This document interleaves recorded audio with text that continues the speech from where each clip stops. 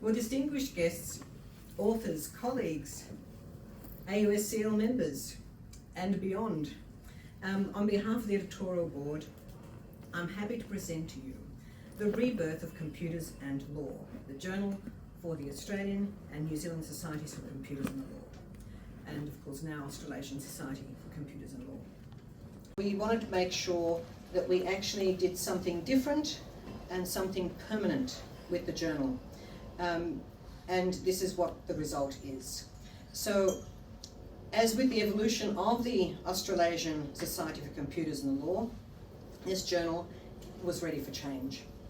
And so we took advantage not only of technological developments, but also the opportunity of open access. The journal now provides for a range of publication types, from fully refereed academic articles to thought leadership essays and industry reports. We think you'll agree that certainly the 5 academic articles that are in this particular issue, together with the 3 thought leadership essays and 3 industry reports in this volume, actually provide the variety of opportunities for readers to engage with the current issues in the field.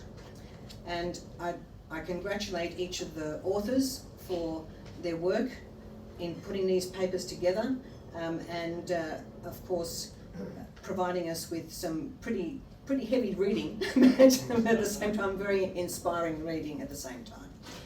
So the topics that are being covered include of course the challenge of copyright and NFTs, ethical AI and SMEs, quantum technologies impacting on society, the copyright protection of data and databases, the digital platform ombud scheme, explainable AI in healthcare, self-regulation of social media platforms, cyber insurance and more. So this journal is an opportunity for each of the AUSCL work streams to also report on their achievements each year in the form of industry reports. So we do look forward to submissions from each of the work streams for the next issue and beyond, of course. The thought leadership essays, of course, and the academic articles provide an avenue for the excellent research being conducted both in our universities and abroad to have a wider readership and real-world impact while satisfying the requirements of academic rigour.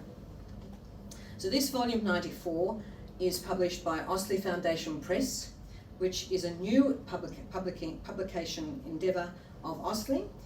We are very, very grateful to AustLII and especially to Associate Professors Phillip Chung and Professor Andrew Mowbray, who have joined our editorial board as well, for this partnership, providing us therefore a permanent home for the journal and for all subsequent issues of the journal. With the launch of this volume, it is our intention to provide early access to articles online as and when they are accepted and ready for publication.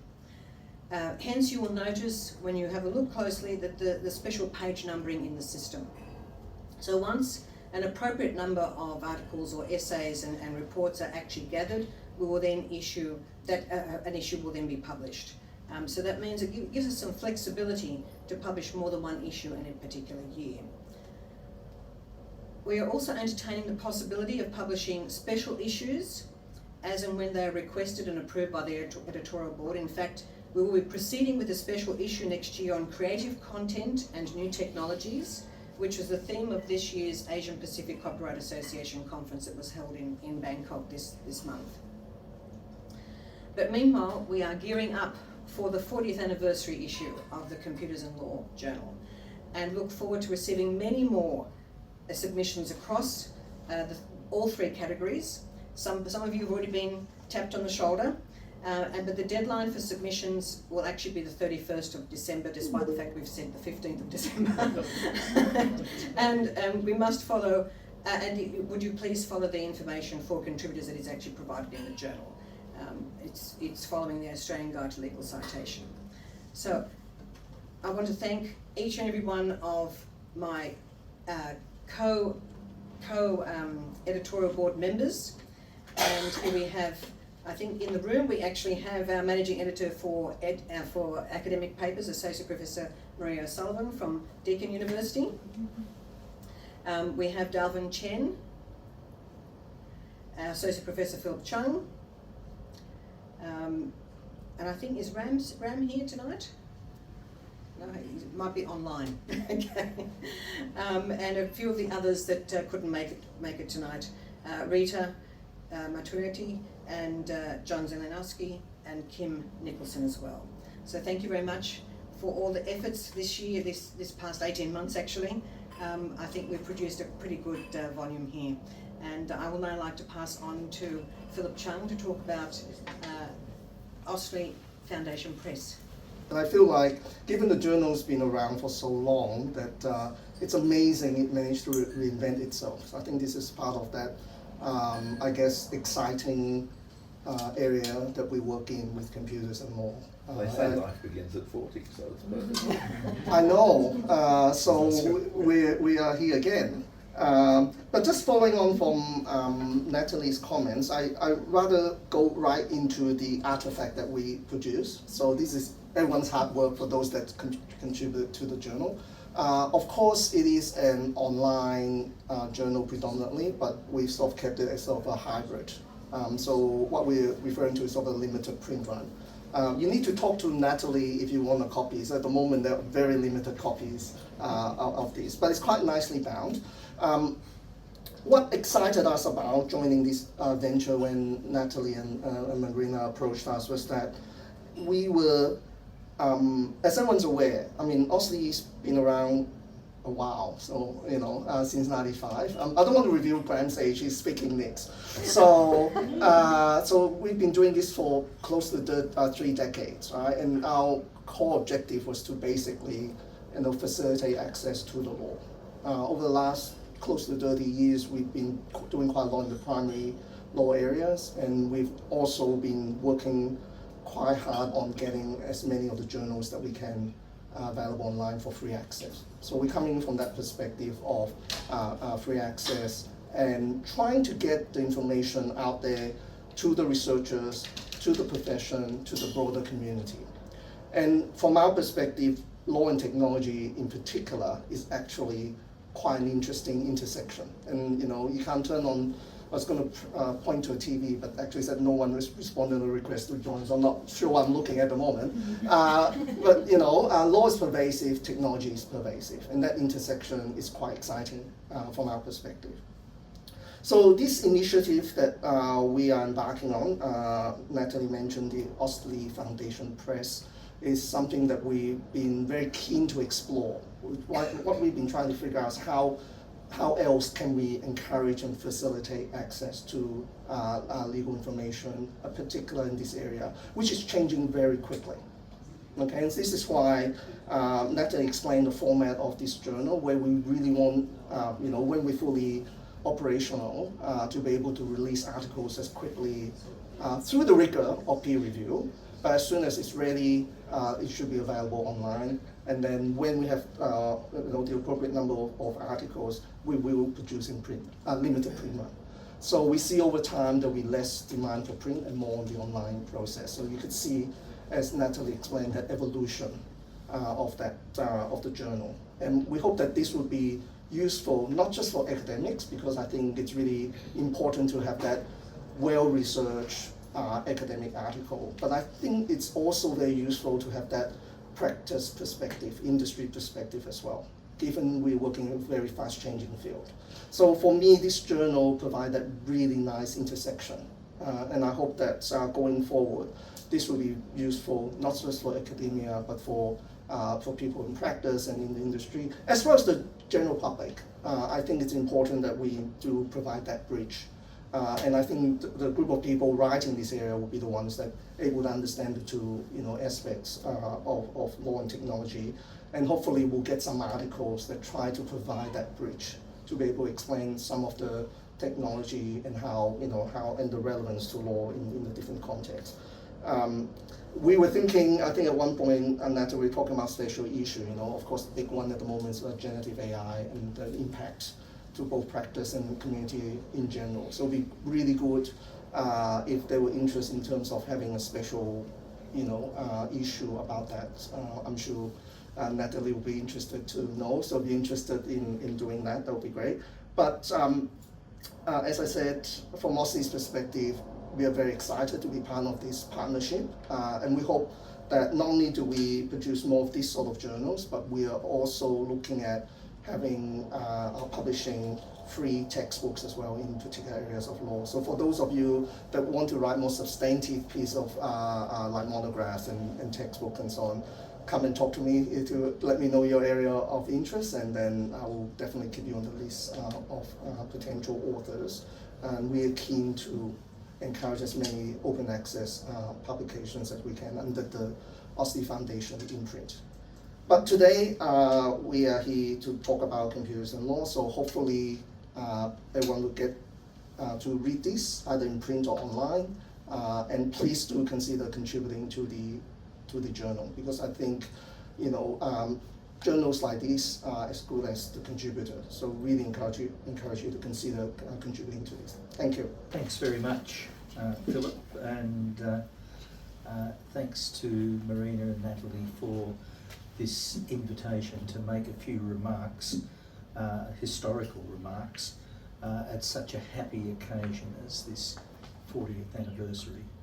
At the start of the 1980s, for those of you who can think back that far, there was zero opportunities for those interested in the intersection of law and computing to regularly share their interests, whether in person or on paper. I had just returned to Sydney at the start of the 80s and I wanted to meet others in the field that did not yet exist.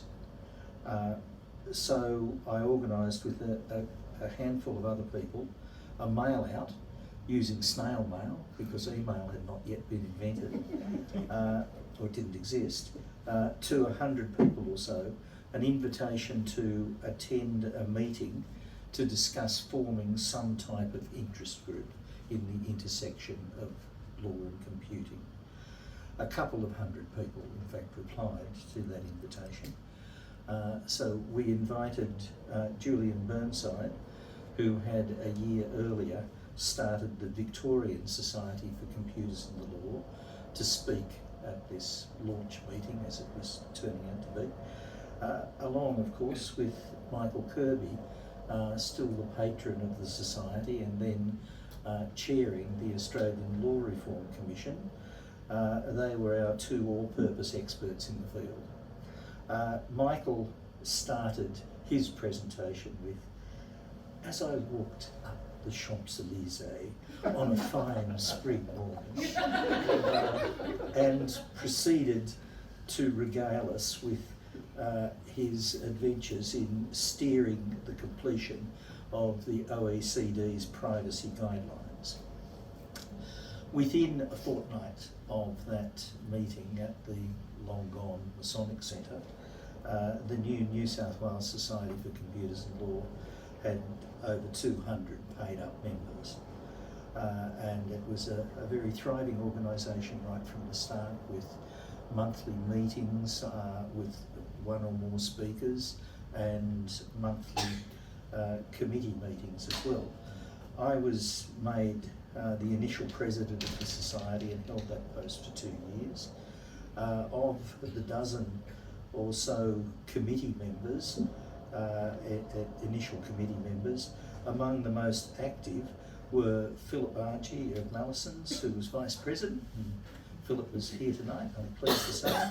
And although I haven't seen them around the room, David Lewis, who was then working at CLERS, if any of you remember CLERS, the Computerised Legal Information Retrieval System, also long gone, and Jim Fitzsimons of Clayton Utes, and Les Lawrence, who was a data security expert.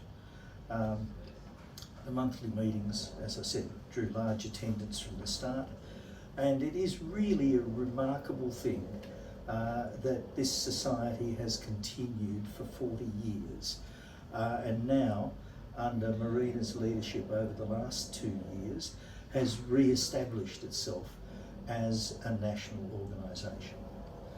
Now, one of the first items of business of the new society was to establish a journal, because there really was nowhere where it was possible to publish regular and detailed discussions of this intersection of computers and law, or debate progress on the computerisation of legislation and case law, which was a burning issue at the time and for some years after.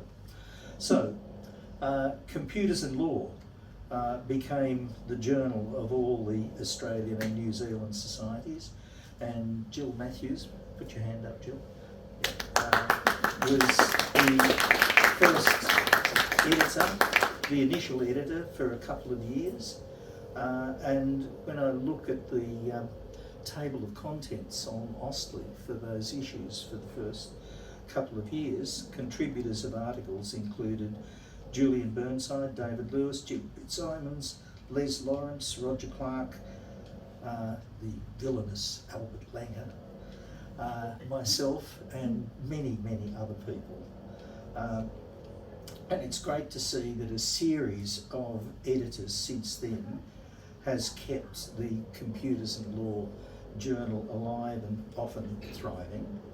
And now Natalie, assisted by AustLII, as you've heard, is making it a peer-reviewed journal, but a very interesting one with a good combination of industry articles and opinion pieces that are not academic peer-reviewed works, and also the combination of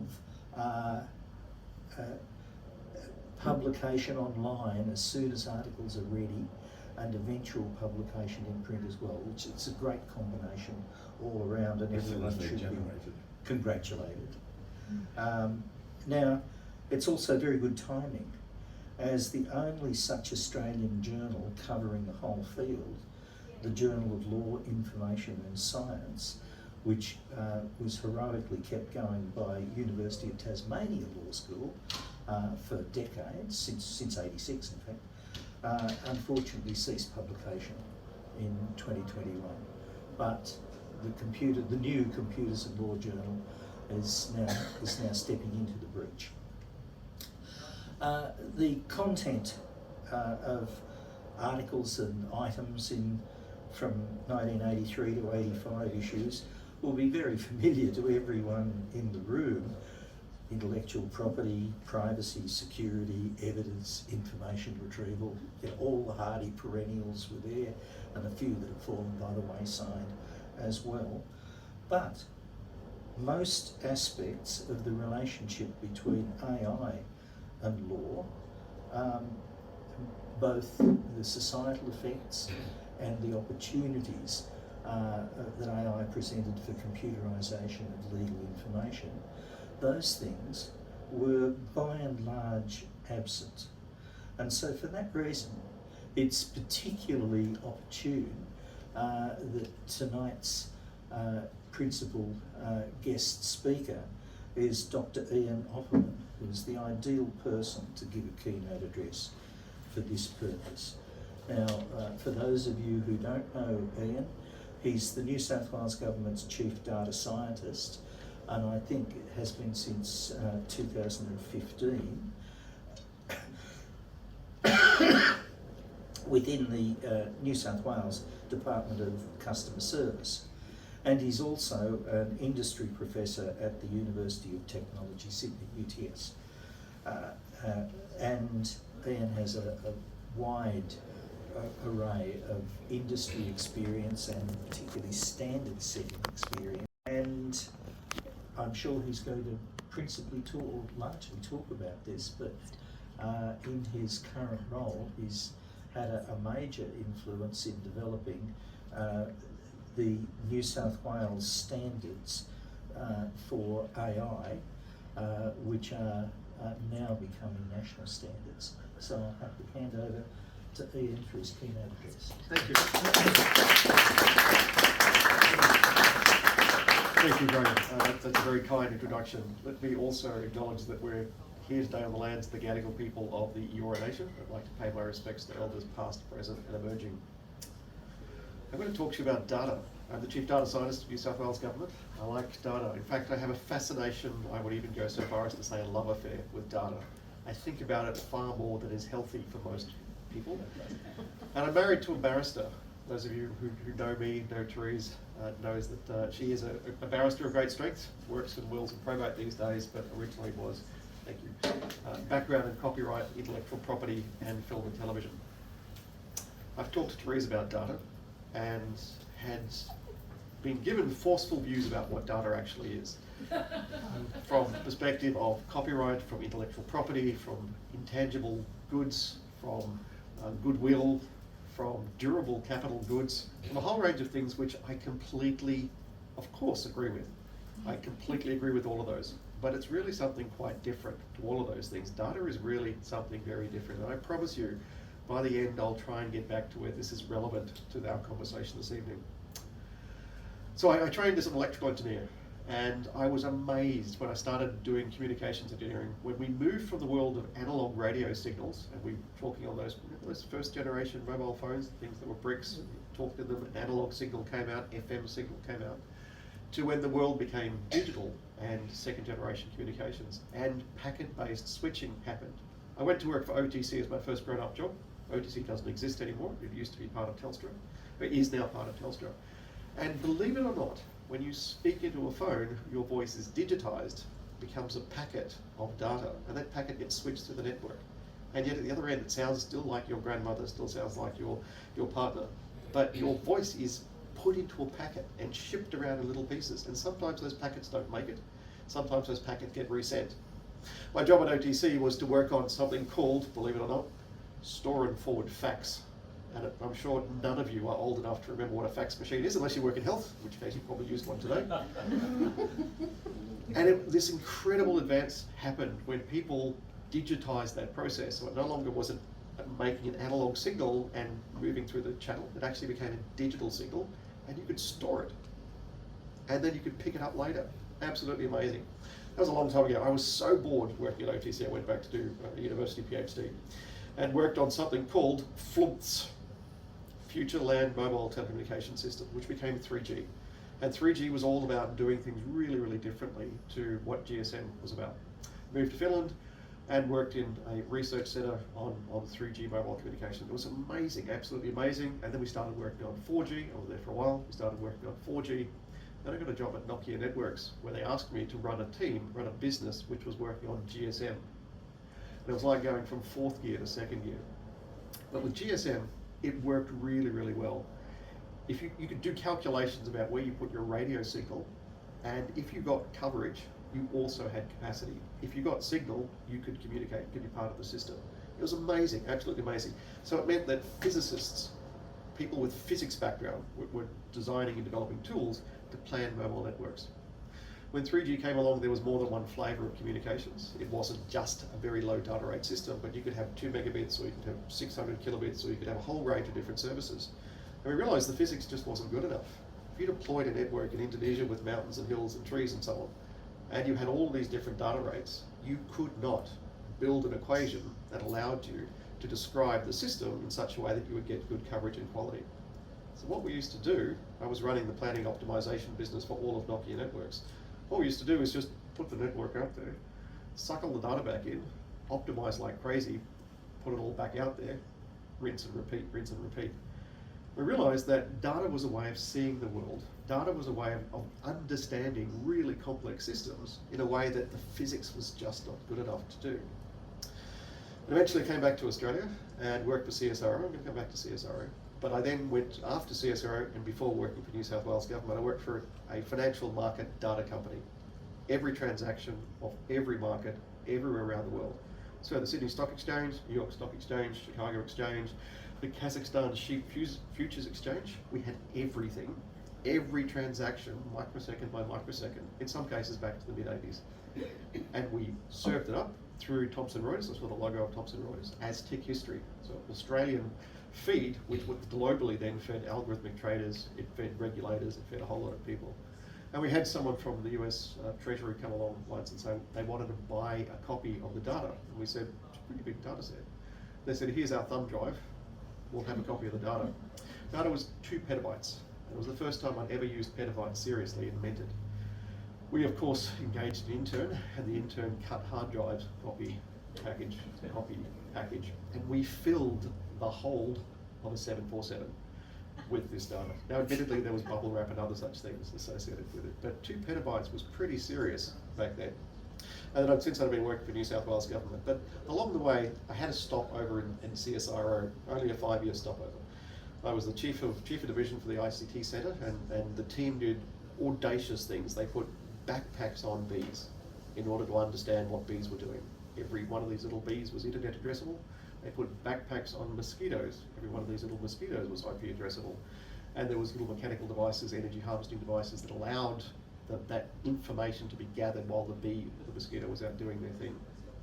They also built spinning LiDAR systems that allowed realistic point clouds to be created of real world environments. And the team did some pretty audacious things. They mapped a Boeing 747 as it was being built in the factory floor in Seattle, as built versus as planned. They also mapped the inside of the Leaning Tower of Pisa. Anyone who's ever come to any one of my presentations will see this amazing image that the team did in 8 minutes, running up and down the Leaning Tower of Pisa, produced a watertight model of the inside of the Leaning Tower in 8 minutes. 8 minutes because a guard was chasing them. But the thing that really blew me away at CSIRO was not what we were doing. Our stuff was pretty cool. It's what the astronomers were doing. And I often say that data is a way of seeing the world. Every data set is a point of light. Every data set is a different perspective on a complex problem. And I've taken this into New South Wales Government. But it was the astronomers who really blew me away at CSIRO. And to just let you know how difficult it is to work with astronomers, we would go to our annual CEO review. Megan Clark was the CEO. We'd go along, my colleague from Maths and Stats would talk about all the great stuff she and her team were doing about bringing maths and statistics into schools and uplifting new things. And they've discovered new finite element modelling processes they could use to help swimmers swim better and all sorts of cool stuff. And the CEO would go, great, well done. That's everything. Every data set is potentially usable by every person on the planet, whoever exists now or whoever exists in the future. You can copy data again and again and again and again without depleting it. That was the business model of this company that I ran for a year or so, selling this data through Thomson Reuters. If everybody wanted a copy, that's fine. And of course, you can use data for any purpose that you can imagine. It may not necessarily be fit for purpose, but you can use data for any purpose. And the combination of those different degrees of infinite flexibility make data sharing and use really, really tricky. It also makes things like developing data sharing frameworks really, really tricky. It also makes issues like reasonable really tricky to understand if you've got a couple of infinites or a couple of infinite flexibilities working together. I've had a personal passion about reasonable likelihood of re-identification since back in 2018 the New South Wales Privacy Commissioner deemed a data set that we created, linked, de-identified, linked through the Centre for Health Records Linkage, deemed it to be personally identifiable. And I asked the question, well, how did you tell? And the response was, I deem it to be so. That led a 5-year quest, almost a 5-year quest, to try and understand how can we tell if data is reasonably re-identifiable, linked, de-identified, strip all the identifiers out. And it's been a great journey through the world of standards, through the world of working with the good folks at Data 61, who've thrown themselves into this problem heroically to try and understand what do you need to understand in order to work out whether a data is reasonably re-identifiable. And of course that ultimately led to the New South Wales AI Assurance Framework. And anybody who's ever had a sidebar conversation will know that the New South Wales AI Assurance Framework is actually a thinly disguised data sharing framework. Because AI ultimately is the use of data. Even if it's reinforcement learning, AI is a use of data. And when you look at uses of data which is in the form of AI, then you can decompose it into what it's doing. It's amplifying, it's accelerating, it's adapting, it's generating, it's transforming, it's hallucinating, interpolating. You can decompose it into issues around how it's doing that, what biases it might introduce. But ultimately, you need to understand what it's doing. You need to understand the data, where it's come from, who's touched it, how it's being used, and what context it's arrived to you at. And so, New South Wales Data Sharing Framework was developed during the course of 2021 by testing it against many, many, many different real-world uses of AI and real-world uses of data. And then finally, it was version 77 that we sent off to New South Wales Cabinet for endorsement, and thankfully they endorsed it. It was far from perfect, It was our Model T Ford for AI assurance, and we're in the process of now trying to evolve it. But deep, deep, deep down in the heart of all of these frameworks is an attempt to try and put boundaries around, or frameworks to consider or to contemplate the risks associated with this elusive stuff, this mercurial stuff, which is data.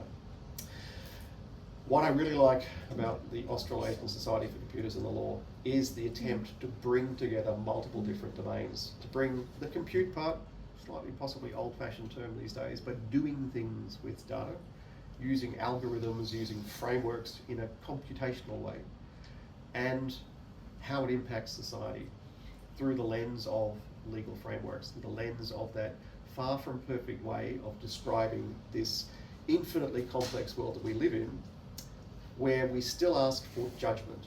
We still ask for people to determine reasonable. We still ask people to contemplate how we do things.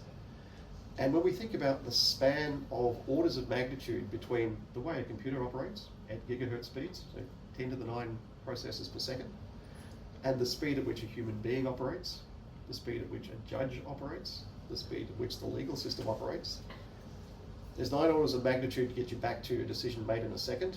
There's 12 orders of magnitude back to the point where you could reasonably carefully consider something. There's probably 15 to 18 orders of magnitude when you compare the computer speed to a judgment or a verdict outcome.